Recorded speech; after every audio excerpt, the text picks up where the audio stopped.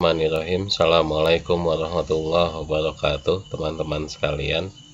Saya akan mencoba merekam video untuk mereview hasil pekerjaan teman-teman untuk tugas penyusunan mind maps penelitian. Jadi ini yang pertama adalah pekerjaan dari Yovan ya. Nah, sayang sekali ini Yovan ini tidak menyertakan unsur nama pada file name-nya dan juga tidak ada tulisan nama pada lembar jawabnya, sehingga saya agak sedikit kesulitan tadi untuk mengidentifikasi ini pekerjaan miliknya siapa. Baik, kita fokus ke mind map yang sudah dikerjakan oleh Yovan. Yovan di sini tidak jelas apa keyword utamanya ya. Apa keyword utama dari mind map yang disusunnya. Pun ketika mind maps ini saya sinkronkan dengan judul ya, dengan judul yang disertakan pada penelitian aslinya. Ini tidak jelas kelihatan kaitan antara judul dengan mind maps yang dibuat. Yovan lebih cenderung membuat flowchart daripada membuat mind maps.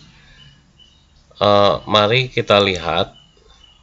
Jadi ini adalah slide materi kita yang minggu lalu kita bahas mengenai mind maps. Tolong teman-teman perhatikan bahwa mind maps ini dibuat dari satu keyword utama, di mana keyword utama ini erat kaitannya dengan judul, erat kaitannya dengan permasalahan yang diangkat, erat kaitannya dengan tema atau topik penelitian kita. Kemudian dari keyword ini kemudian dikembangkan keyword-keyword lain yang sesuai dengan konsep penelitiannya ya. Jadi ini yang dimaksudkan dengan peta konsep.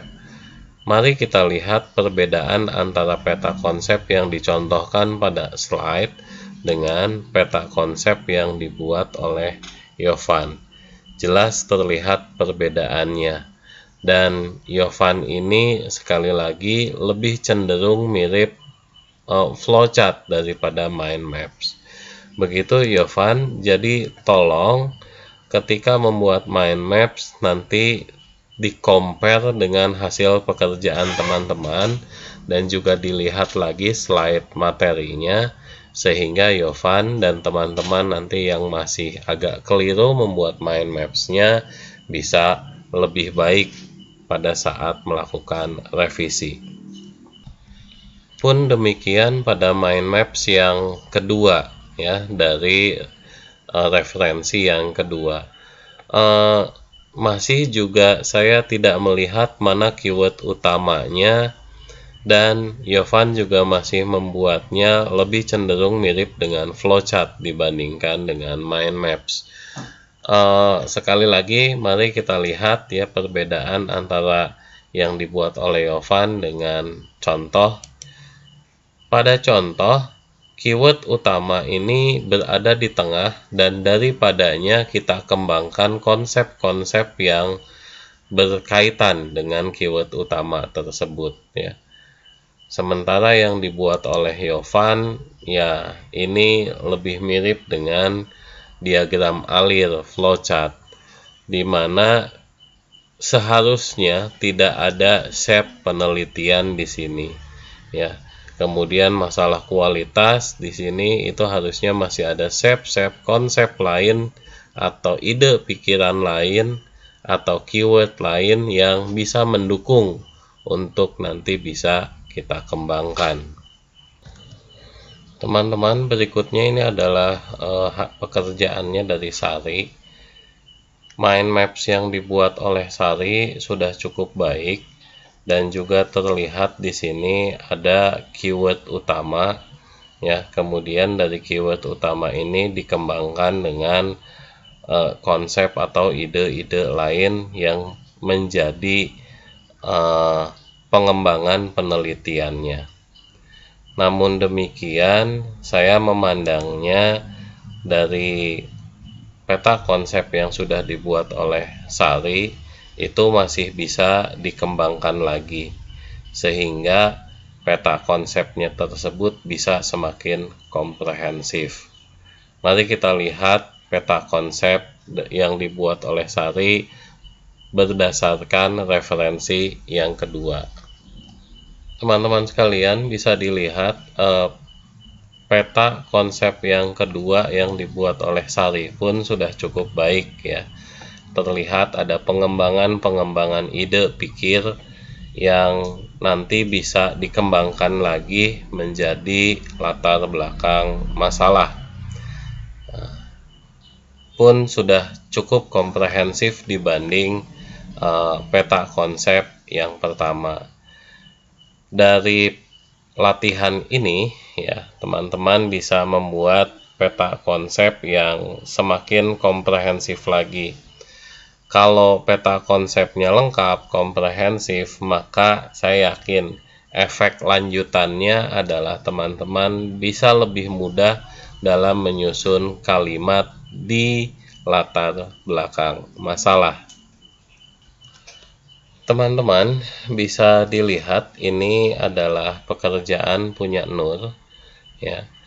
Nah, yang ingin saya review dari pekerjaannya Nur adalah mind maps ini terlalu singkat, terlalu sederhana, ide pikirnya terlalu sedikit ya, sehingga nanti ya, sekali lagi saya ulangi, efeknya adalah Nur akan kesulitan untuk mengembangkan kalimat di bagian latar belakang masalah.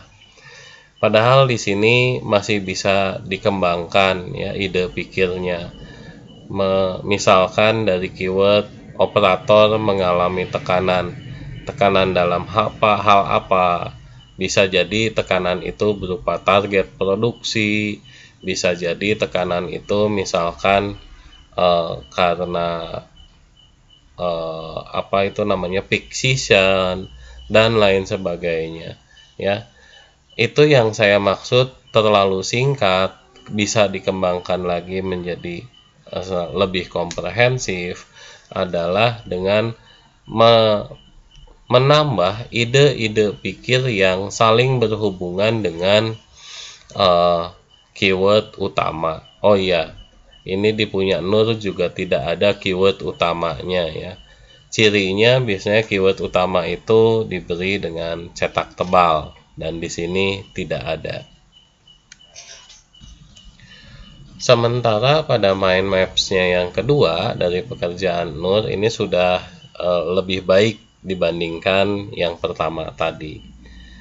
Pun namun demikian, ini masih ada keyword-keyword tambahan lain sebenarnya yang bisa ditambahkan ya, yang sehingga mind maps ini bisa lebih dikembangkan lagi sehingga semakin komprehensif.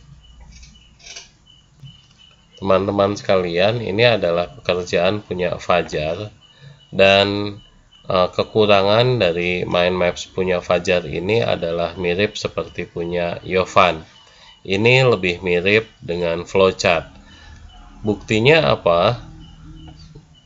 Pada mind maps seharusnya tidak ada shape pengumpulan data ini ya. Tidak ada shape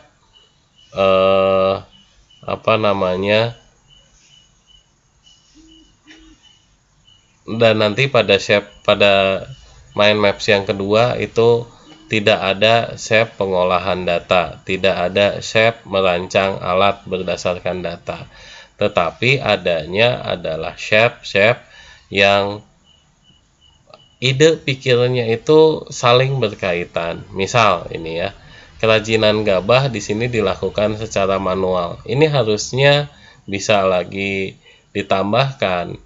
Yang dimaksud dengan manual itu adalah misalkan membutuhkan kekuatan otot, ya.